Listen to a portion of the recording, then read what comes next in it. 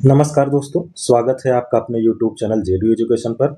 आज हम पढ़ने वाले हैं बीएड 2025 में सामान्य अध्ययन के आए हुए प्रश्नों को और इस वीडियो का पीडीएफ आपको टेलीग्राम चैनल पर मिल जाएगा। इस वीडियो का डिस्क्रिप्शन बॉक्स में हम आपको टेलीग्राम चैनल का लिंक भी दे देंगे, जिसके माध्यम से आप हमसे टेलीग्राम पर जरूर जुड़ें। जैसा कि आप देख रहे हैं पीडीएफ में कि बुंदेलखंड विश्वविद्यालय झांसी संयुक्त बीएड प्रवेश परीक्षा 2025, ये ऐसा इसलिए लिखा हुआ है क्योंकि हमने कल के भी वीडियो में आपको बताया था, क्योंकि उत्तर प्रदेश के जो यूनिवर्सिटीज हैं वो अलग अलग वर्षों में अलग अलग यूनिवर्सिटीज परीक्षाएं आयोजित करती हैं। तो ऐसा नहीं है कि ये केवल बुंदेलखंड के लिए है, नहीं, समस्त यूपी के लिए है। तो ये 2025 का भी बुंदेलखंड यूनिवर्सिटी ने लिया था, 2026 का भी बुंदेलखंड यूनिवर्सिटी ही ये परीक्षा आयोजित कराएगी। तो आशा करते हैं कि ये आपको समझ में आया होगा। कल के वीडियो में यदि आपको कोई भी परेशानी हुई हो तो आप हमें कमेंट बॉक्स में बता सकते हैं और पूछिएगा अपने प्रश्नों को। हम आज नए वीडियो की शुरुआत करते हैं क्वेश्चन नंबर। जैसा कि आप जानते हैं कल के वीडियो में हमने क्वेश्चन नंबर 15 तक प्रश्नों को हल किया था। आज से नया वीडियो है और ये क्वेश्चन नंबर 16 से हम आज का डिस्कशन शुरू करते हैं। तो चलिए हम क्वेश्चन नंबर 16 को हल करते हैं। क्वेश्चन नंबर 16 क्या है? क्वेश्चन नंबर 16, डूरंड रेखा किन दो देशों को विभाजित करती है? 16 नंबर क्वेश्चन क्या कहता है कि डूरंड रेखा, जैसे आप जानते हैं कि जो दो देश होते हैं उनके बीच की जो सीमा होती है उन सीमाओं का अक्सर नाम रखा जाता है। जैसे भारत और चीन के बीच में एक फेमस लाइन है, जो रेखा है उसे मैकमोहन रेखा कहते हैं, और पाकिस्तान के और भारत के बीच जो रेखा है उसे रेड क्लिफ रेखा कहते हैं। तो ऐसे ही एक लाइन है डूरंड रेखा। डूरंड रेखा किन दो देशों के बीच है, क्वेश्चन वही पूछ रहा है। तो पाकिस्तान और Afghanistan, option number B, Pakistan और अफगानिस्तान के बीच जो रेखा है वो डूरंड रेखा है, उसे डूरंड रेखा कहा जाता है। तो 16वें का आंसर क्या है? Option number B.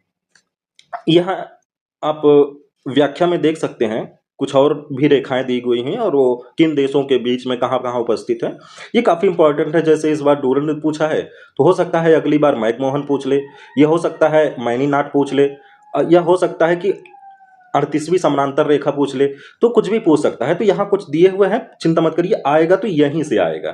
तो एक एक करके हम थोड़ा सा देख लेते हैं, आप जरूर इसको ध्यान में रखिएगा। डूरंड रेखा अफगानिस्तान पाकिस्तान, जैसा कि आपने देखा ही अभी। मैकमोहन रेखा भारत और चीन के बीच में है, ये हमने अभी बताया, और ये काफी इंपॉर्टेंट रेखा है, इसको ध्यान में रखिएगा। मैकमोहन और रेड क्लिफ रेखा, ये दोनों रेखा आप स्पेशली ध्यान में रखिएगा।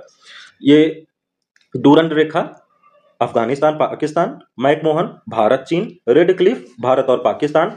24वीं समानांतर रेखा भारत और पाकिस्तान, हिंडरबर्ग रेखा जर्मनी और पोलैंड, और मैगीनाट रेखा जर्मनी फ्रांस। 38वीं डिग्री समानांतर रेखा उत्तर कोरिया और दक्षिण कोरिया के मध्य सीमा बनाती है, और 49वीं डिग्री समानांतर रेखा अमेरिका और कनाडा के मध्य रेखा बनाती हैं। अब थोड़ा सा 1 मिनट के अंदर हम समझेंगे कि समानांतर रेखा क्या होती है। हमने कल भी आपको बताया था कि हमारी पृथ्वी गोल मानी जाती है। अब आप कहेंगे सर मानी क्या जाती है, होता ही है? नहीं, एक्चुअली हमारी पृथ्वी गोल मानी जाती है, होती तो जियोड आकृति में है, भूआभ आकृति में। कभी आएगा तो हम उसके बारे में जरूर चर्चा करेंगे। तो जो क्षैतिज रेखाएं हमारे पृथ्वी पर हैं, ये काल्पनिक रेखाएं होती हैं, अध्ययन के दृष्टिकोण से बनाई जाती हैं। जो क्षैतिज रेखाएं होती हैं इन्हें हम अक्षांश रेखा कहते हैं, और जो पड़ी हुई लाइनें रहती हैं, खड़ी खड़ी लाइनें रहती हैं, इन्हें हम देशांतर रेखा कहते हैं। तो आप देख सकते हैं कि जैसे ये 0 डिग्री अक्षांश है, ऊपर जाएंगे तो 5 डिग्री 60 डिग्री, ऐसे ही 23.5 डिग्री को हम कर्क रेखा कहते हैं, ऐसे ही दक्षिण में 23.5 डिग्री मकर रेखा कहते हैं। ऐसे ऐसे करके जब हम 38वीं डिग्री पर पहुंचते हैं तो आप देखेंगे यहीं पर उत्तर में ही ये 38वीं डिग्री पर उत्तर कोरिया और दक्षिण कोरिया के बीच एक लाइन दिखेगी। आप कभी मैप देखिएगा यदि, तो आपको देखिएगा कि वहां की सीमा एकदम सीधी कटी हुई है। उसका कारण यही है कि समानांतर रेखा को ही सीमा मान लिया गया है, क्योंकि क्योंकि उत्तर कोरिया दक्षिण कोरिया दो भू राजनीतिक देशों के कारण हुआ है। रसिया उत्तर कोरिया के पीछे खड़ा रहता है और दक्षिण कोरिया के पीछे अमेरिका। तो दोनों देशों को जो आपसी दुश्मनी थी, उसी के मध्य ये उत्तर कोरिया दक्षिण कोरिया एक परिणाम रूप में निकल के आया। तो कुल मिला के यही कि 38वीं डिग्री समानांतर रेखा जो है, ये उत्तर कोरिया दक्षिण कोरिया के मध्य, और 49वीं डिग्री अमेरिका और कनाडा के मध्य रेखा है, ये सीमा बनाती है। आशा करते हैं कि आपको ये समझ में आया होगा। चलिए अब हम क्वेश्चन नंबर 17 पे चलते हैं। इट मीन्स हम नेक्स्ट क्वेश्चन पर चलते हैं। हमारा नेक्स्ट क्वेश्चन क्या है? भारत की लगभग डॉट डॉट डॉट कितने किलोमीटर की थल सीमा पड़ोसी देशों से जुड़ी हुई है? क्वेश्चन पूछने का यही मतलब है कि भारत की सीमा, भारत की दो प्रकार की सीमा है, या किसी भी देश की, किसी भी क्या, लगभग देशों की जो समंदर के किनारे बसे हुए हैं, उनकी दो प्रकार की सीमा होती है, एक थल सीमा, एक जल सीमा, और हाँ, वायु सीमा भी होती है। आप इसको ध्यान में रखिएगा कि हाँ, कि हर देश की अपनी वायु सीमा भी होती है। उसके वायु सीमा में बिना उसकी इजाजत के आप नहीं जा सकते हैं। तो क्वेश्चन पूछ रहा है कि कितने किलोमीटर की थल सीमा, अर्थात जमीन की सीमा कितने किलोमीटर की अपने पड़ोसी, किसी एक देश से नहीं, अपने पड़ोसी देशों से लगी हुई है, सारे देशों से। तो इसका सही आंसर है, सॉरी, इसका विकल्प है ऑप्शन नंबर ए 20, 23, 3, और option number B 17,516, option number C 15,106, और ऑप्शन नंबर डी 5,055 किलोमीटर। तो इसका सही आंसर है 15,106.7।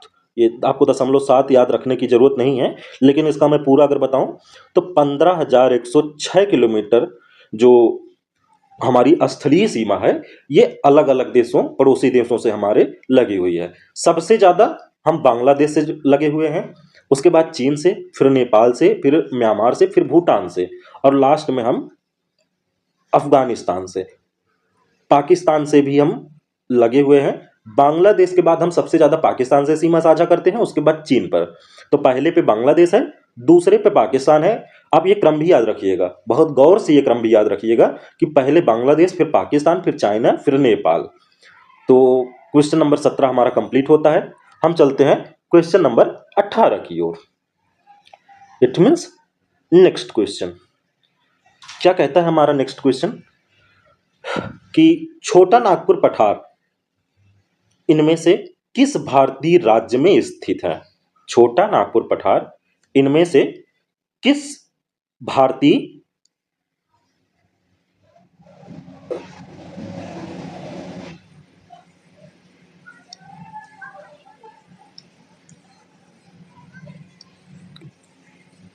हमारे मैप को थोड़ा पोलियो हो गया है, पर समझने के दृष्टिकोण से आप समझिएगा कि छोटा नागपुर पठार करीब करीब इसी वाले क्षेत्रफल में फैला हुआ है, क्षेत्रफल में यहां पर अवस्थित है।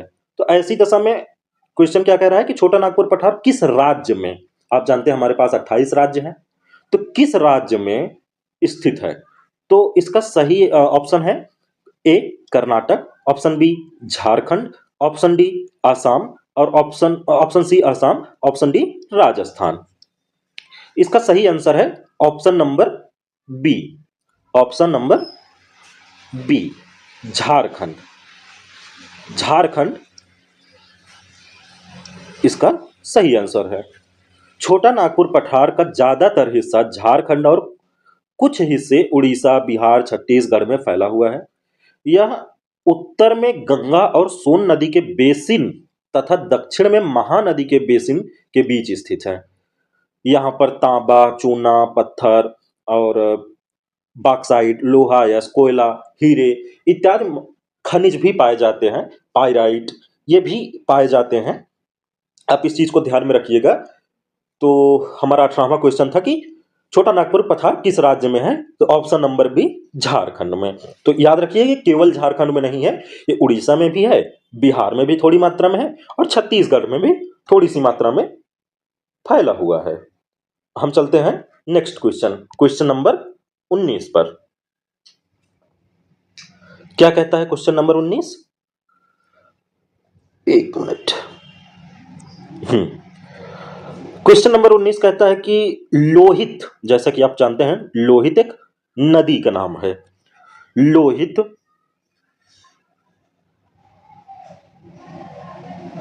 इनमें से किस नदी की सहायक नदी है?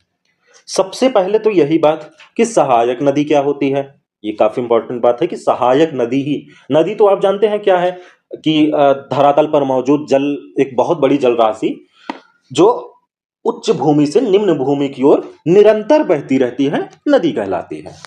तो अब सहायक नदी क्या है? सहायक नदी होती है कि किसी बड़ी नदी में जब छोटी नदियां आके मिलती हैं तो वो सहायक नदी कहलाती है। उदाहरण के रूप में आप जानते हैं गंगोत्री हिमालय से गंगा निकलती हैं और यमुनोत्री हिमालय से यमुना निकलती हैं और प्रयागराज में आके ये अपना मुहाना बनाती हैं गंगा नदी में, ये गंगा नदी में गिर जाती है। अब आप सोचेंगे कि हम गंगा ही क्यों कहें, हम ये भी तो कह सकते हैं कि यहां गंगा समाप्त हुई यमुना आगे बढ़ गई, तो ऐसा क्यों कहा जाता है? तो ऐसा इसलिए कहा जाता है क्योंकि जो नदी की तली होती है, तल नहीं तली अर्थात जमीन वाला हिस्सा, दोनों में से किस नदी का ज्यादा गहरा है, जो ऊंची वाली नदी होगी तुलनात्मक रूप से, वह नदी आके नीची वाली नदी में जो ज्यादा गहराई में होगी उस नदी में आके गिरती है, तो माना जाता है कि ऊंची वाली नदी जिसकी तली ऊंची है तुलनात्मक रूप से, वह अब समाप्त हो गई। अब जो नीचे बहती थी, जो ज्यादा गहरी नदी है तुलनात्मक रूप से, वो आगे बढ़ गई। तो ऐसी स्थिति में यह माना जाता है कि जो ज्यादा गहरी है वो चली जा रही है और जो कम गहरी नदी थी जिसकी तली तुलनात्मक रूप से ऊंची थी, वह अब वहां समाप्त हो गई। तो इसलिए यमुना जो है वो गंगा की सहायक हुई। आशा करते हैं कि समझ में आया होगा। यदि नहीं आया है तो आप कमेंट में जरूर हमसे पूछिएगा, हम जरूर इसकी व्याख्या करेंगे। ऐसे ही क्वेश्चन है कि लोहित नदी इनमें से किस नदी की सहायक नदी है? लोहित नदी इनमें से किस नदी की सहायक नदी है? Option A Narmada, option B Sindhu नदी, ऑप्शन सी कावेरी नदी और ऑप्शन डी ब्रह्मपुत्र। नर्मदा आप जानते हैं मध्य प्रदेश में निकलती है अमरकंटक से। सिंधु नदी आप जानते हैं कि मानसरोवर हिमालय से निकलती है। कावेरी दक्षिण भारत की नदी है और ब्रह्मपुत्र भी मानसरोवर झील के पास से ही निकलती हैं और ये तिब्बत होते हुए चाइना को क्रॉस करते हुए आसाम के रास्ते भारत में प्रवेश करती हैं, सॉरी अरुणाचल प्रदेश के रास्ते भारत में प्रवेश करती हैं और बंगाल की खाड़ी में बांग्लादेश होते हुए पद्मा के नाम से अपना मुहाना बनाती हैं। तो क्वेश्चन पूछ रहा है कि लोहित नदी किस नदी की सहायक नदी है? तो लोहित इसका सही ऑप्शन है option number D Brahmaputra. Lohit नदी ब्रह्मपुत्र की सहायक नदी है जो भारत के अरुणाचल प्रदेश एवं असम राज्यों में बहती है। यह नदी पूर्वी तिब्बत के जयालछू पर्वत श्रेणी से निकलती है। इसे खून की नदी के नाम से भी जाना जाता है। इसे खून की नदी से क्यों कहा जाता है? आपके मन में यह विचार आया होगा, क्वेश्चन आना लाजमी है। दरअसल इसका वहां की जो भौगोलिक स्थिति है, वहां की मिट्टी लाल है, तो जब वहां से पानी गुजरता है तो नदी भी लाल हो जाती है। तो ऐसी स्थिति में हम इसे खून की नदी भी, एक्चुअली पुराने लोग इसे खून की नदी भी कहते थे क्योंकि लाल रंग का खून होता है, तो वो पुराने लोग देखते थे तो उनको लगता था कि जो भी मान्यता हो, जो भी कारण हो, लेकिन उसका कारण यही है कि जिस जमीन से होके लोहित नदी आती है वह जमीन ही लाल मिट्टी से बनी हुई है। आप देखेंगे यदि मिट्टी का जो कलर रहता है वहां से बहने वाले पानी का कलर वैसा हो जाता है। तो ऐसी स्थिति में वहां से जब नदी लोहित आती है तो मिट्टी लाल होने की वजह से पानी का रंग लाल हो जाता है, जिसके कारण इसे खून की नदी भी कहते हैं। तो ऑप्शन नंबर डी, लोहित नदी किस नदी की सहायक नदी है? ब्रह्मपुत्र की सहायक नदी है। नेक्स्ट क्वेश्चन पर चलते हैं। क्वेश्चन नंबर 20, निम्नलिखित में से किस क्षेत्र के श्रमिक ऐसी वस्तुओं का उत्पादन करते हैं जो तृतीयक क्षेत्र नहीं है? निम्नलिखित में से किस क्षेत्र के श्रमिक ऐसी वस्तुओं का उत्पादन करते हैं जो तृतीयक नहीं है, तृतीयक क्षेत्र का नहीं है? आप जानते हैं अर्थव्यवस्था के 3 क्षेत्र माने जाते हैं, ठीक है? अर्थव्यवस्था के 3 क्षेत्र माने जाते हैं। प्राथमिक क्षेत्र, द्वितीयक क्षेत्र और तृतीयक क्षेत्र। प्राइमरी, सेकेंडरी और टर्सरी। प्राथमिक क्षेत्रों में वे कार्य आते हैं। कार्यों को 3 भागों में बांटा जाता है, ठीक है? अर्थव्यवस्था के दृष्टिकोण, अर्थव्यवस्था में 3 कैटेगरी में कार्यों को रखा जाता है। पहला प्राथमिक, तो ध्यान में रखिएगा कि प्राथमिक क्षेत्र वे क्षेत्र होते हैं जो सीधे जमीन से उत्पादित किए जाएं, जैसे कृषि करना, जो जमीन के थ्रू होता है कार्य, जैसे कृषि करना, जैसे माइनिंग करना, ये सब प्राथमिक क्षेत्र में आते हैं। जैसे जंगलों की कटाई करना, आप गेहूं काटते हैं, आप पेड़ काटते हैं, पेड़ों से फिर आप तरह तरह के फर्नीचर्स बनाते हैं, तो जो पेड़ का काटना हुआ वो प्राथमिक क्षेत्र में आता है। तो जो कृषि से संबंधित चीजें हैं, या आप सीधे सीधे जो डायरेक्ट जमीन से उत्पादित चीजें हैं, जैसे उसमें कृषि भी आ जाएगा, उसमें माइनिंग भी आ जाएगा, तो ये प्राथमिक क्षेत्र होते हैं। और द्वितीयक क्षेत्र में कौन सी चीजें होती हैं? जैसे आप, मैं एक छोटा सा उदाहरण लेता हूं। हम लोग धान की बुआई करते हैं, धान बनाते हैं, धान को फिर हम चावल बनाते हैं, ठीक है? तो चावल जो हुआ ये हमारा द्वितीयक क्षेत्र में आएगा। हो सकता है आपको ये ना समझ में आए, हम फिर से दूसरे उदाहरण पर चलते हैं। लेकिन जैसे मान लो कि बेसन, बेसन कहां से बनता है? चना अथवा मटर से। तो चना और मटर जो है, इसकी कटाई, इसकी पिटाई, पिटाई का मतलब इसको, इसमें से फली को अलग करना, फल को और फली को अलग करना, इसको खाने योग्य बनाना, फिर हम इसे ले जाके पीसते हैं, ठीक है? चक्की के माध्यम से हम इसे पीसा करते हैं। तो ऐसी स्थिति में जब हम इसको पीसेंगे तो उससे हमें मिलेगा बेसन। तो ये जो पीसना हुआ ये दूसरी कैटेगरी का द्वितीय क्षेत्र में आएगा, ठीक है? ये द्वितीय क्षेत्र में आएगा। वही कि गेहूं से बिस्किट बनाना द्वितीय क्षेत्र में है। और तृतीय क्षेत्र में सेवा आती है। सेवा क्या? सेवा जैसे बैंकिंग, सेवा क्या? सेवा जैसे बस आपको इधर से उधर ले जा रही है, ट्रेन आपको इधर से उधर, सेवा क्या? जैसे संचार, सेवा क्या? जैसे प्राथमिक क्षेत्र के अंतर्गत हमने गेहूं उत्पादन किया, द्वितीय क्षेत्र में हमने बिस्किट बनाया, और तृतीय क्षेत्र में हम सेवा दे रहे हैं, किसी दुकान में रख के हम ग्राहक का इंतजार कर रहे हैं और बेचने का कार्य कर रहे हैं, यह होता है तृतीय क्षेत्र। तो क्वेश्चन पूछ रहा है कि निम्नलिखित में से किस क्षेत्र के श्रमिक ऐसी वस्तुओं का उत्पादन कर रहे हैं जो तृतीयक नहीं है? तो संचार हमने कहा कि ये तृतीयक होता है, बैंकिंग हमने कहा ये तृतीयक होता है, परिवहन हमने कहा ना, रेलगाड़ी या ट्रेन, ये तृतीयक क्षेत्र में आता।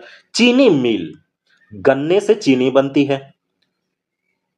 अब गन्ने का उत्पादन प्राथमिक क्षेत्र हुआ, लेकिन चीनी का उत्पादन उसी गन्ने से जब चीनी बनाई जाएगी वो द्वितीयक हुआ। लेकिन यही चीनी जब पैकेट में भर के, जब बोरे में भर के दुकान में आ जाती है, अब जब दुकान से उसको हम खरीदते हैं तो वो दुकानदार तृतीय क्षेत्र के अंतर्गत आया। लेकिन चीनी मिल तो, क्योंकि वो कृषि से आई हुई चीजों को प्रोसेस कर रहा है, हम खाद्य प्रोसेसिंग उद्योगों को भी हम द्वितीय क्षेत्र में रखते हैं। तो और इसका ऑप्शन नंबर डी सही है। संचार, परिवहन, बैंकिंग और सेवा इत्यादि तृतीय क्षेत्र के अंतर्गत आते हैं, जबकि श्रमिकों द्वारा चीनी मिल में चीनी का उत्पादन द्वितीय क्षेत्र में रखा जाएगा। द्वितीय क्षेत्र को विनिर्माण क्षेत्र भी कहते हैं, ये काफी इंपॉर्टेंट है, इसको ध्यान में रखिएगा कि विनिर्माण क्षेत्र भी हम कहते हैं।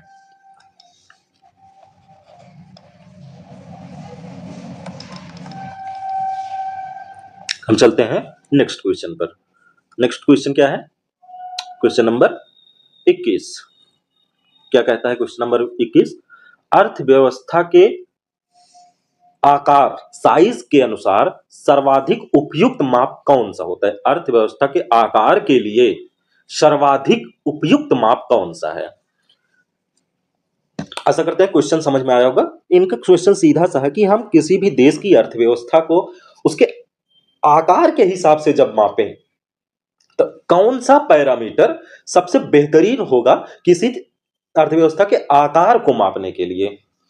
तो इसका ऑप्शन नंबर ए शुद्ध घरेलू उत्पाद एनडीपी, सकल घरेलू उत्पाद, सकल शुद्ध उत्पाद, ग्रास निवल प्रोडक्शन, राष्ट्र शुद्ध उत्पाद नेशनल निवल प्रोडक्शन, एंड ऑप्शन डी सकल घरेलू उत्पाद ग्रास डोमेस्टिक प्रोडक्शन। इसका ऑप्शन होगा सही डी सकल घरेलू उत्पाद जीडीपी।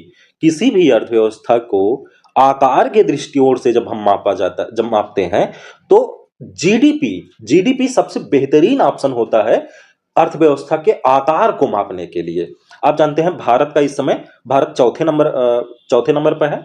नंबर 1 पर है यूएसए, दूसरे पे है चीन और तीसरे पे है जर्मनी और चौथे पे है इंडिया भारत। ठीक है, तो आइए हम थोड़ा सा जीडीपी को समझते हैं। हमें पता है आप शायद बहुत से लोग ऐसे होंगे जो जीडीपी को ठीक से नहीं समझ पाते होंगे कि क्या होता है। तो सबसे पहले जीडीपी का तो फुल फॉर्म होता है grass domestic production. Grass domestic grass का मतलब होता है सकल, कुल। आप अगर समझना चाहें कुल उत्पादन, डोमेस्टिक मतलब घर में घरेलू उत्पादन, सकल घरेलू उत्पादन। अब इसका तात्पर्य क्या हुआ, देखो इसकी पहले हम परिभाषा देख लेते हैं। एक वित्तीय वर्ष में किसी देश की भौगोलिक सीमा के भीतर उत्पादित सभी अंतिम वस्तुओं और सेवाओं का कुल बाजार मूल्य सकल घरेलू उत्पाद कहलाता है। फिर से एक बार याद करिएगा, याद करने का जरूर प्रयास करिएगा, और यदि आपको लगे कि ये हमें नहीं याद हो रहा है तो इसको कहीं लिख लीजिएगा। एक वित्तीय वर्ष में किसी देश की भौगोलिक सीमा के भीतर उत्पादित सभी अंतिम वस्तुओं और सेवाओं का कुल बाजार मूल्य सकल घरेलू उत्पाद कहलाता है। हम इसको थोड़ा सा समझने का प्रयास करते हैं। हमने कहा कि एक वित्तीय वर्ष में, एक वित्तीय वर्ष क्या है? जैसे आप जानते हैं कि हमारा एक फरवरी में संसद में सत्र चलता है बजट। 3 सत्र चलते हैं, मानसून सत्र और ग्रीष्मकालीन सत्र और बजट सत्र। तो बजट सत्र जो होता है इसमें हमारा बजट आता है। तो बजट में क्या होता है कि इस वर्ष हमने पिछले वर्ष में कितना खर्चा किया, कितना कमाया। हम अगले वर्ष को लक्षित करते हैं कि हम अगले वर्ष में कितना खर्च करेंगे और कितना कमाएंगे। ये सिंपल सा कॉन्सेप्ट होता है बजट का। तो एक वित्तीय जैसे 2026-27 का बजट अब पेश हुआ अभी फरवरी महीने में, आप जानते होंगे इसी फरवरी में आया। तो 1 अप्रैल से 31 मार्च तक, 1 अप्रैल से 31 मार्च तक नया वित्तीय वर्ष चलता है। आपको ये ध्यान में रखिएगा, ध्यान में रखना ही है आपको ये। एक वित्तीय वर्ष में देश की भौगोलिक सीमा के भीतर, अब भारत देश है तो इसमें भौगोलिक सीमा ऐसा नहीं है कि हमारी जो विदेश में कंपनियां जैसे रिलायंस मान लीजिए है, ये अमेरिका में भी कार्य करती है, दुबई में भी कार्य करती है, तो ये जीडीपी में नहीं जोड़ा जाएगा। क्यों? क्योंकि वो भारतीय सीमा के भीतर उत्पादन नहीं किया है, पैसा नहीं कमाया है। और कुछ हमारे यहाँ के लोग जाते हैं अमेरिका, यूएसए, चाइना, रसिया या खाड़ी देशों में जैसे दुबई, सऊदी अरब, यहाँ जाते हैं कमाने के लिए, तो उनका भी पैसा जीडीपी में नहीं जुड़ेगा। क्यों? क्योंकि वो भौगोलिक सीमा के भीतर उत्पादित नहीं हुआ है। तो एक वित्तीय वर्ष में भौगोलिक सीमा के भीतर जो सभी सेवाएं, सेवा क्या, जैसे सेवा हमने बताया कि बैंकिंग है, सेवा जैसे संचार है, संचार में क्या, टीवी जैसे फोन का रिचार्ज या टेलीकॉम कंपनियां जो भी तरीके से पैसा कमाती हैं, सेवा जैसे दुकानदारी, सेवा जैसे बस और रेलवे हवाई यात्रा, ये सब सेवा के अंतर्गत आते हैं। ठीक है, तो सेवा और वस्तुओं का उत्पादन जैसे चीनी का उत्पादन, गेहूं का उत्पादन, आलू का उत्पादन, ठीक है, किसी विनिर्माण किए जाने वाला किसी भी चीज का उत्पादन, ये जो भी होगा ये आएगा हमारे जीडीपी के अंदर। तो अंतिम मूल्य का मतलब क्या है? जैसे गन्ना हमने उत्पादित किया, अब गन्ने से बना चीनी, चीनी गया मार्केट में, तो हम गन्ने को भी नहीं जोड़ेंगे और चीनी को भी नहीं जोड़ेंगे। चीनी का जो दाम आया वो बाजार में जाने के बाद जो दाम आया हम उसको जीडीपी में काउंट करेंगे। अब अगर हम दोनों को जोड़ें, जैसे गन्ने का भी उत्पादन जोड़ लें और चीनी का भी उत्पादन, तो ये एक फेक हमें डाटा प्राप्त होगा, क्योंकि वो है तो एक ही चीज ना। अब चीनी हुआ, चीनी से गुड़ बन गया, गुड़ गया बाजार में, तो हम गुड़ की प्राइस जोड़ेंगे ना कि गन्ने की प्राइस जोड़ा जाएगा। ठीक है, तो ये अंतिम मूल्य जो होता है ये जीडीपी में काउंट होता है। तो क्वेश्चन नंबर 21 कहता था कि अर्थव्यवस्था का आकार साइज के दृष्टिकोण से सबसे बेहतरीन माप कौन सा होगा? तो सकल घरेलू उत्पाद, ऑप्शन नंबर डी। चलते हैं नेक्स्ट क्वेश्चन पर।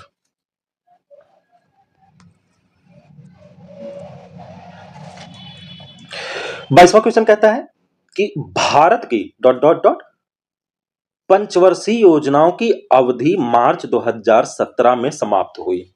भारत की पंचवर्षीय योजनाओं की अवधि मार्च 2017 में समाप्त हुई। ये पूछ रहा है कि कौन सी पंचवर्षीय योजना? आप जानते हैं कि जब देश आजाद हुआ, ठीक है, जब देश आजाद हुआ तो 5 ईयर प्लान बनाया गया, पंचवर्षीय योजनाओं के माध्यम से विकास को आगे बढ़ाने का कार्य किया गया। ये दरअसल यूएसएसआर से प्रभावित था, क्योंकि उस दौर के नेता खास करके नेहरू जी यूएसएसआर से काफी प्रभावित थे। तो वहां से प्रभावित होकर हमने विकास के लिए पंचवर्षीय योजनाओं को चुना। तो 1951 में पहली पंचवर्षीय योजना शुरू हुई और 2017 में पंचवर्षीय योजनाओं को समाप्त कर दिया गया। अब हम 3 तरीके के प्लान बनाने लगे 2017 के बाद से। कैसे? एक तो लघु बनाने लगे, फिर मध्यम, एक दीर्घकालिक प्लान बनाने लगे। तो वो क्वेश्चन पूछ रहे हैं कि 2017 में कौन सी पंचवर्षीय, जब पंचवर्षीय योजना समाप्त हुई तो वो कौन सी पंचवर्षीय योजना चल रही थी? तो यह चल रही थी 12वीं पंचवर्षीय योजना। ठीक है, आशा करते हैं ये आपको समझ में आया होगा। तो ऑप्शन नंबर बी इसका सही है। पंचवर्षीय योजनाओं की अवधि 1 अप्रैल 2012 से 1 मार्च 2017 तक थी। इसका मुख्य उद्देश्य तीव्र और अधिक समावेशी धारणीय विकास करना था। इस योजना में आर्थिक विकास का दर 8% रखा गया था और 12वीं पंचवर्षीय योजना भारत सरकार की अंतिम पंचवर्षीय योजना मानी जाती है। चलते हम नेक्स्ट क्वेश्चन पर।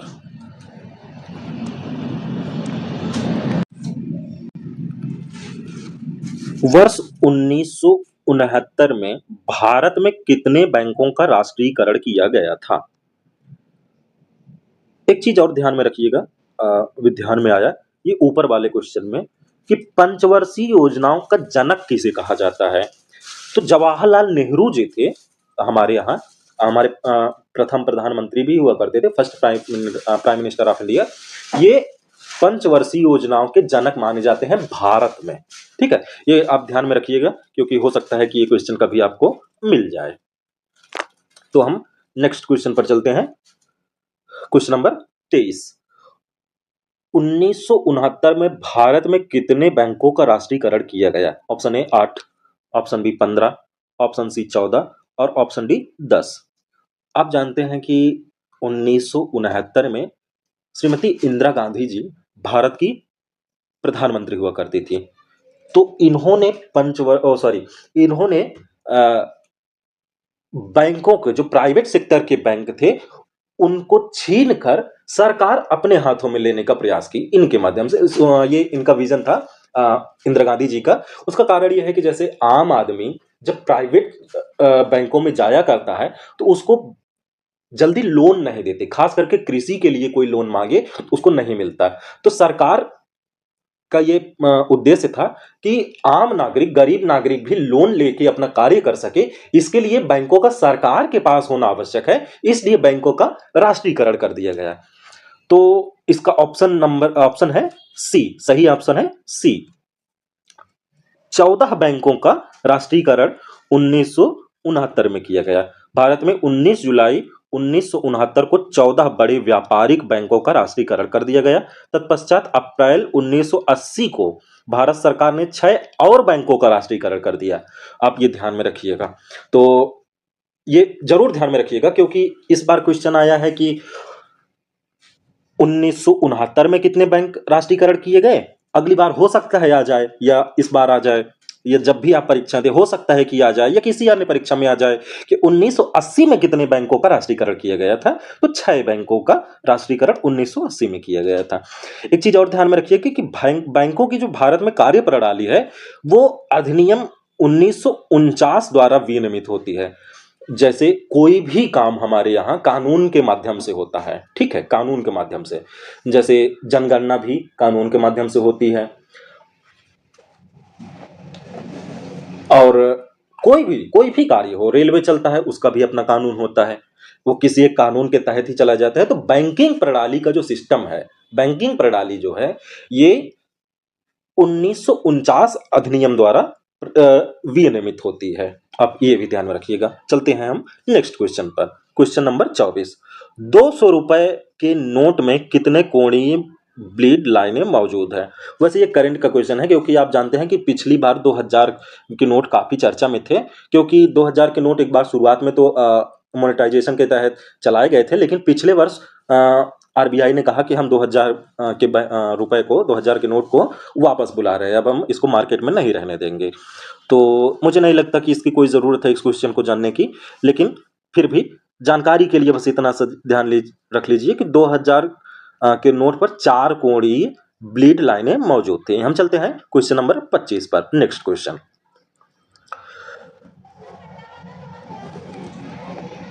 भारत में किस प्रकार की सरकार है। भारत में आप कहते हैं ना भारतीय सरकार, तो किस प्रकार की सरकार है। आप सोचेंगे यार सरकार तो एक ही होती है, एक ही तरीके की है। नहीं, ऐसा नहीं, सरकार हर जगह अलग अलग तरीके की होती है। लगभग हर देश में अलग अलग तरीके की या अलग अलग मान्यताओं की सरकार होती है। जैसे उदाहरण के रूप में हम अमेरिका की बात करें तो वहां अध्यक्षीय प्रणाली की सरकार है। अध्यक्षीय प्रणाली में राष्ट्रपति जो है वो सरकार का प्रमुख होता है, लेकिन संसदीय प्रणाली में प्रमुख तो कोई और होता है, लेकिन वास्तविक शक्तियां प्रधानमंत्री के पास होती हैं। जैसे अपने यहाँ की हम बात करें, भारत में बात करें, तो हमारे देश का प्रमुख कौन है। हमारे विदेश में कोई भी कार्य होगा तो वह द्रौपदी मुर्मू जी के नाम से, राष्ट्रपति द्रौपदी मुर्मू जी के नाम से होगा, लेकिन उन शक्तियों का प्रयोग कौन करता है, प्रधानमंत्री। वास्तविक शक्तियां प्रधानमंत्री के पास होती हैं। ऐसे ही अगर ब्रिटेन की बात करें, वहां भी संसदीय व्यवस्था है, लेकिन वहां राजतंत्रात्मक संसदीय व्यवस्था है। क्यों? क्योंकि वहां का जो हेड है, उस देश का हेड है, वो राजा या रानी हुआ करते हैं। तो पूछ रहे हैं कि संसदीय प्रणाली, पूछ रहे हैं कि भारत में किस प्रकार की सरकार है। तो इसका सही ऑप्शन है ऑप्शन नंबर सी, संसदीय प्रकार की सरकार है। संसदीय प्रकार की सरकार क्या होती है, एक्सप्लेनेशन में हम पढ़ते हैं। भारत में संसदीय सरकार की स्थापना की गई है। संसदीय प्रणाली लोकतांत्रिक शासन व्यवस्था की वह प्रणाली है जिसमें कार्यपालिका अपनी लोकतांत्रिक वैधता विधायिका के माध्यम से प्राप्त करती है और विधायिका के प्रति उत्तरदायी होती है। इस प्रकार की संसदीय प्रणाली में कार्यपालिका और विधायिका एक दूसरे से परस्पर संबंधित होते हैं। ये थोड़ा सा टेक्निकल टर्म है, तो आप ध्यान से सुनिएगा, चिंता मत करिए, बहुत अच्छे से मैं समझाने वाला हूं, आप जरूर समझ जाएंगे।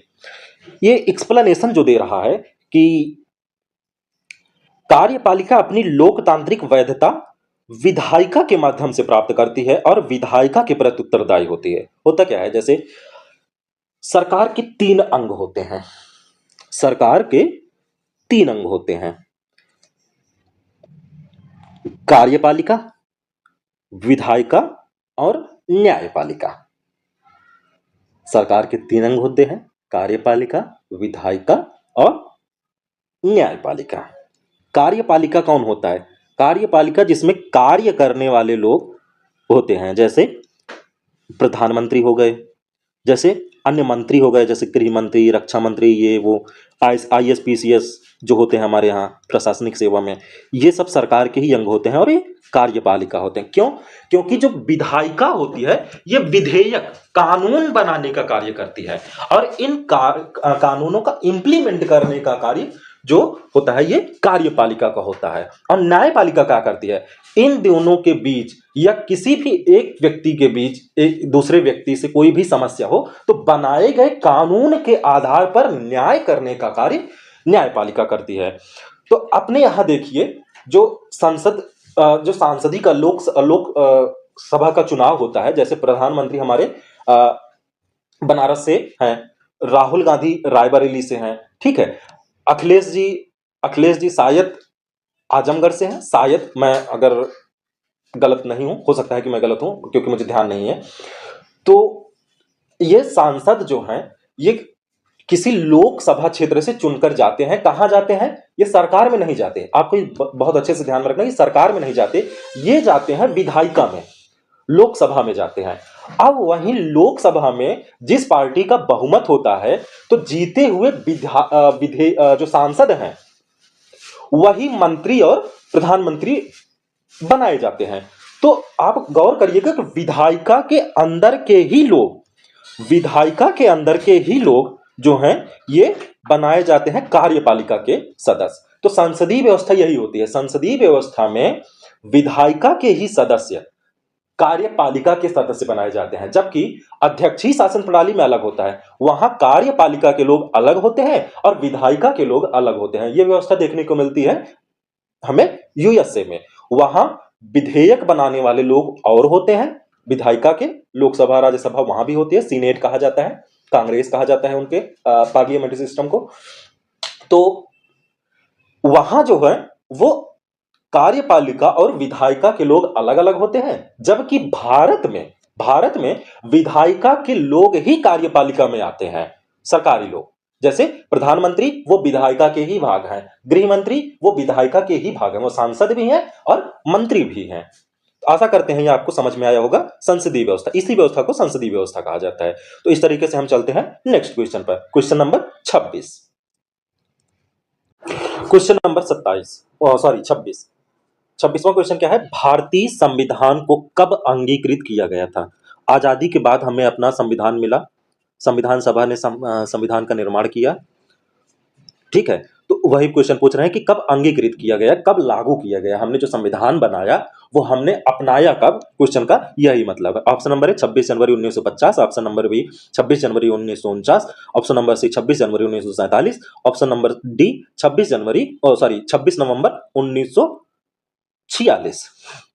तो इसका सही ऑप्शन है option number B, option number B.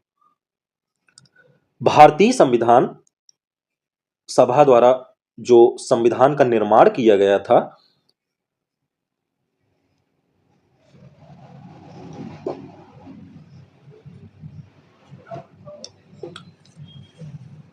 इसको 26 नवंबर 1949 में अंगीकृत किया गया तथा संपूर्ण संविधान निर्माण में 2 वर्ष 11 माह 18 दिन का समय लगा था। इस कार्य पर लगभग 64 लाख रुपए खर्च हुए थे और संविधान के प्रारूप पर लगभग 114 दिन तक चर्चा चली थी। तो इसमें ये एक फैक्ट है, ये इसमें कोई समझाने जैसा कुछ नहीं है। हम चलते हैं नेक्स्ट क्वेश्चन पर।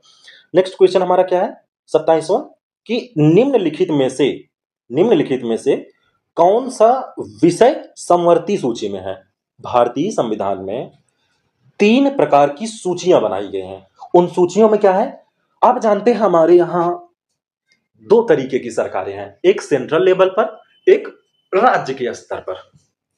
तो इन्हीं के लिए अलग अलग सूचियां, अब दोनों लोग एक ही कार्य करने लगे तो फिर जानते हैं कि क्लैश होगा, आपस में प्रॉब्लम्स आएंगी।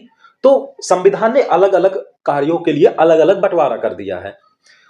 तो 3 प्रकार की सूचियां बनाई गई है, एक है संघ सूची, दूसरी है राज्य सूची और तीसरी है समवर्ती सूची।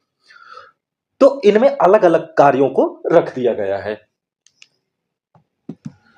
संघ सूची में यदि कोई कानून बनाया जाएगा, कुछ कार्य होगा, तो वो सेंट्रल लेवल की गवर्नमेंट करेगी, ठीक है, सेंट्रल लेवल की गवर्नमेंट करेगी। राज्य सूची में कुछ अगर कार्य होगा तो उसे राज्य स्तर पर कार्य राज्य स्तर की सरकारें उस पर कार्य करेंगी, विधान परिषद जो होते हैं उस पर कानून बनाएगा, और संघ लेवल पर संघ सूची का कोई विषय है तो उसमें पार्लियामेंट कानून बनाएगा।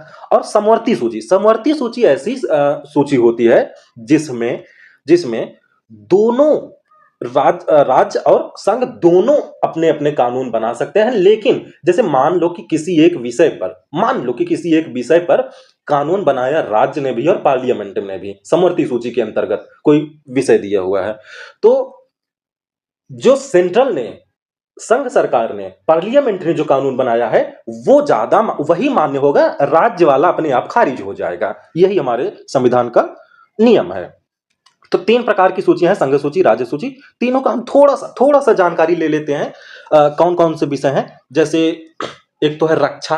संघ सूची की हम अगर बात करें, संघ सूची की हम जब बात करते हैं तो इसमें आता है रक्षा, डिफेंस, और विदेशी मामले, बैंकिंग, रेलवे, डाक और तार, मुद्रा, परमाणु ऊर्जा और बीमा। ऐसे ही कुछ चीजें आती हैं, ये प्रमुख चीजें हैं, याद रखिएगा मैं ये प्रमुख चीजों की बात कर रहा हूं। ये संघ सूची के अंतर्गत है। कौन से, फिर से एक बार, क्योंकि अब इस बार इसने पूछा है कि इनमें से कौन सी समवर्ती सूची में, हो सकता है कि अगली बार पूछ ले कि राज्य सूची में कौन सा विषय आता है, या हो सकता है कि किसी एक मद का नाम दे दे, वन का नाम दे दे, पुलिस का नाम दे दे, या बैंकिंग का नाम दे और पूछ ले कि ये किस सूची में आता है। तो अब अगर फिर से संघ सूची को समझिएगा, रक्षा, विदेशी मामले, बैंकिंग, रेलवे, डाकघर, मुद्रा, परमाणु और बीमा, ये संघ सूची के विषय हैं। अर्थात इस पर यदि कोई कार्य होगा तो पार्लियामेंट के द्वारा किया जाएगा, संघ सरकार के द्वारा किया जाएगा। और राज्य सूची को हम देखते हैं तो राज्य सूची के अंतर्गत पुलिस आता है। जैसे आप देखते हैं UP police, MP police, Bihar police. आपने ये नहीं देखा होगा कि भारत पुलिस, नहीं, भारत के लेवल पर अलग है, वो नौसेना होती है, वो आर्मी होती है, ठीक है। तो वो दूसरी है। राज्य के अंतर्गत पुलिस आती है, लोक स्वास्थ्य आता है, कृषि आता है। कृषि, ध्यान रखिएगा, इंपॉर्टेंट मद है, ये इंपॉर्टेंट चीज है, इसको विशेष तौर पे ध्यान रखिएगा कि कृषि जो है वो राज्य सूची के अंतर्गत आता है। स्थानीय शासन जैसे नगर पालिका, नगर पंचायत या ग्राम पंचायत आपने सुना होगा, ये राज्य का विषय है। जेल भी, गौर करने वाली बात है, जेल भी सेंट्रल लेवल की जेल नहीं होती, ये भी राज्य की जेल होती है। जैसे तिहाड़ जेल, जैसे इलाहाबाद की नैनी जेल, ये राज्य के विषय होते हैं, ना कि संघ का विषय होते हैं, ठीक है। शराब, मत्स्य पालन, ये सब राज्य के होते हैं। अब समवर्ती सूची को हम थोड़ा सा देख लेते हैं। शिक्षा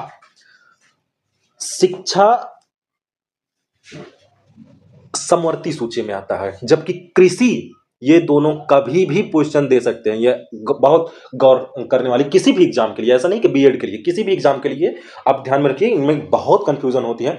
शिक्षा जो है वो समवर्ती सूची का विषय है, जबकि कृषि राज्य सूची का विषय है। वन जंगल जो है ये भी समवर्ती सूची में। विवाह और तलाक पे यदि कोई कानून बनेगा तो समवर्ती सूची पे तहत बनेगा। मजदूर एवं संघ, विद्युत, निवारक निरोध, सुरक्षा कारणों से की जाने वाले जो हिरासत होते हैं, ये दोनों कर सकते हैं, सेंट्रल भी कर सकता है और स्टेट भी कर सकता है। न्याय और प्रशासन आप सोचेंगे कि ये तो सेंट्रल लेवल का होता है, नहीं, जो छोटे स्तर का होता है, जो इसमें सुप्रीम कोर्ट को हटा दिया जाए, निचली अदालतों को जब देखा जाता है तो ये राज्य के स्तर पर आते हैं। तो जिला और अन्य निचली अदालतें जो हैं वो समवर्ती सूची के विषय में आते हैं, क्योंकि सुप्रीम कोर्ट ये जो है सेंट्रल लेवल के कानून के तहत चलते हैं, संविधान के कानून के तहत। तो संविधान में राज्य की भी चीजें दी हुई हैं, तो जब राज्य का कोई विषय होता है तो राज्य के हिसाब से निर्णय आता है कोर्ट के माध्यम से। तो आशा करते हैं आपको ये समझ में आया होगा। अब हम चलते हैं क्वेश्चन की ओर फिर से, कि निम्नलिखित में से कौन सा विषय समवर्ती सूची के अंतर्गत आता है। आपने अगर याद कर लिया होगा, अगर नहीं लिखा होगा तो वीडियो रिपीट करके फिर से लिख लीजिएगा, जरूर लिखिएगा और याद करिएगा। जो मैंने बताया इंपॉर्टेंट चीजें हैं, लिख लीजिएगा। Option number 1, option number B, police, व्यापार और रक्षा। तो समवर्ती सूची में वन ही आता है। मैंने आपको बताया कि वन, पुलिस राज्य का विषय होता है, व्यापार संघ का विषय होता है, और रक्षा जो है ये संघ का विषय होता है। तो समवर्ती सूची की बात हुई तो इसका सही ऑप्शन है ए, ऑप्शन नंबर ए, वन जो है वो समवर्ती सूची का है। भारतीय संविधान में कार्य कार्य व दायित्वों का निर्वाह करने के लिए 3 सूचियां बनाई गई, संघ सूची, राज्य सूची, समवर्ती सूची। 42वें संविधान संशोधन 1976 के तहत 5 विषयों शिक्षा, वन, नापतौल और वन्य जीवों व पक्षियों के संरक्षण व न्याय प्रशासन को राज्य सूची से समवर्ती सूची में रख दिया गया। पीसीएस में इस बार आया था क्वेश्चन वन्य जीवों को, पीसीएस में या फिर आया था किसमें, शायद बिहार पीसीएस में आया था क्या, वन्य जीवों और पक्षियों के संरक्षण के लिए कौन सी सूची बनाई गई है। तो आप ध्यान में रखिएगा कि ये पहले राज्य सूची में हुआ करती थी, लेकिन अब इनको समवर्ती सूची में रख दिया गया है। कब? 1976 में ही रख दिया गया है। चलते हैं नेक्स्ट क्वेश्चन पर। क्वेश्चन नंबर 28 भारतीय संविधान के अनुच्छेद 1 से लेकर 11 से संबंधित है। क्या संबंधित है? ये बहुत ही एक छोटा सा क्वेश्चन है। आप जानते हैं कि इसमें कुछ ऐसा है नहीं जो रटने की चीज हो, ये एक फैक्ट है। ये इसका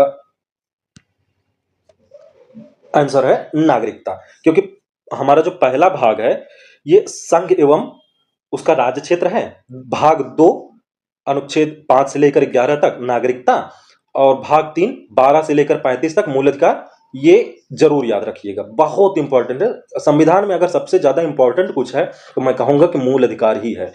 और भाग 4 36 से लेकर 51 तक राज्य के नीति निर्देशक तत्व, इन्हें डीपीएसपी भी कहा जाता है। और भाग 4 का 51 का इस अनुच्छेद 51 का मूल कर्तव्य, आप जानते हैं 11 मूल कर्तव्य हैं। और भाग 3 में 12 से 35 तक मूल अधिकार है। भाग 2 में अनुच्छेद 5 से लेकर 11 तक नागरिकता है। 1 से लेकर 4 तक संघ एवं उसका राज्य क्षेत्र है। तो ऑप्शन नंबर ए, क्योंकि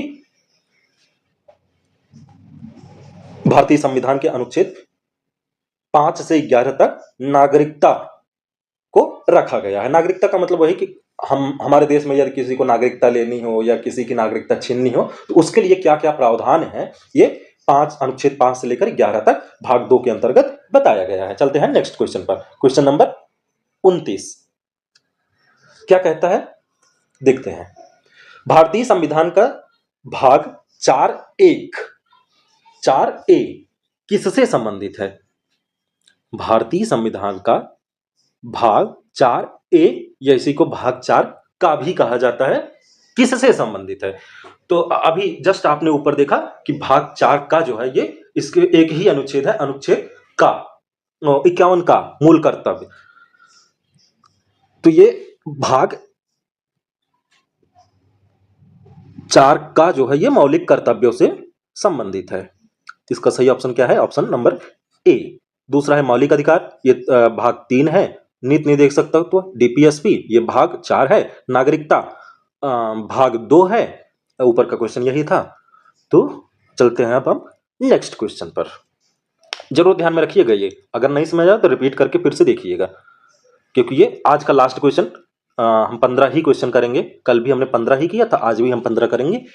हो सकता है कि कल हम क्वेश्चन की संख्या बढ़ाएं या इस वीडियो को 2025 के क्वेश्चन को हम कल समाप्त करते हैं, क्योंकि 50 ही क्वेश्चन आते हैं। तो आज 30 तक हो गया, संभवतः कल हम 20 बना देंगे। क्वेश्चन नंबर 30 भारत के उपराष्ट्रपति को किसके द्वारा निर्वाचित किया जाता है? भारत के उपराष्ट्रपति को किसके द्वारा निर्वाचित किया जाता है? Option number A Rajya Sabha, option number B संसद और संसद के सदनों और विधानसभा के सदस्यों द्वारा, ऑप्शन नंबर सी लोकसभा के सदस्यों द्वारा, और ऑप्शन नंबर डी संसद के दोनों सदनों के सदस्य द्वारा। अब संसद के 2 सदन हैं, आप जानते हैं राज्यसभा और लोकसभा। तो ऑप्शन नंबर डी क्या कह रहा है कि दोनों सदनों के सदस्यों द्वारा। चलिए देखते हैं, एक्सप्लेनेशन पहले देखते हैं, फिर हम इसके आंसर पर आते हैं। वैसे ऑप्शन इसका डी ही सही है, ऑप्शन नंबर डी संसद के दोनों सदनों के सदस्यों द्वारा। भारत के उपराष्ट्रपति का निर्वाचन संसद के दोनों सदनों सभी निर्वाचित और मनोनीत से मिलकर बनने वाले निर्वाचक मंडल द्वारा आनुपातिक प्रतिनिधित्व पद्धति के अनुसार एकल संक्रमणी मत पद्धति द्वारा होता है, और ऐसे निर्वाचन में मतदान गुप्त होता है। भारत के संविधान का अनुच्छेद 63 इंपॉर्टेंट, जरूर याद रखिएगा, प्लीज इसे जरूर याद रखिएगा। अनुच्छेद 63 यह उपबंध करता है कि भारत का एक उपराष्ट्रपति होगा। तो भारत का एक उपराष्ट्रपति होगा, यह कौन सा अनुच्छेद बतलाता है हमें? अनुच्छेद 63। अनुच्छेद 64 और अनुच्छेद 89 यह उपबंध करते हैं कि भारत का उपराष्ट्रपति राज्यसभा का पदेन सभापति होगा, अन्य कोई लाभ का पद धारण नहीं करता होगा। तो आशा करते हैं आपको समझ में आया होगा। थोड़ा सा हम इसको देख लेते हैं कि यहां एक टर्म आया है निर्वाचित और मनोनीत। आप जानते हैं हमारे यहां जो संसद है, संसद के 3 अंग होते हैं।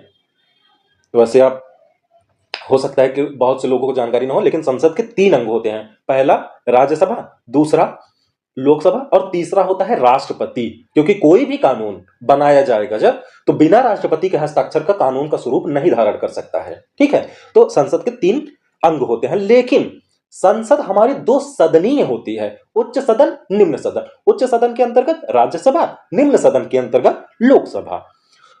तो इन दोनों में ज्यादातर तो निर्वाचित होते हैं। निर्वाचित का मतलब जिनका निर्वाचन हुआ, चुनाव हुआ। जैसे लोकसभा में आप जाते हैं डायरेक्ट वोट देते हैं, लेकिन राज्यसभा में जो राज्यों के विधान परिषद हैं वहां से चुनाव होता है और राज्यसभा में भेजे जाते हैं। बावजूद उसके राष्ट्रपति द्वारा कुछ लोगों को मनोनीत किया जाता है। जैसे आपने देखा होगा कि एक समय सचिन तेंदुलकर राज्यसभा के सांसद थे। क्यों थे?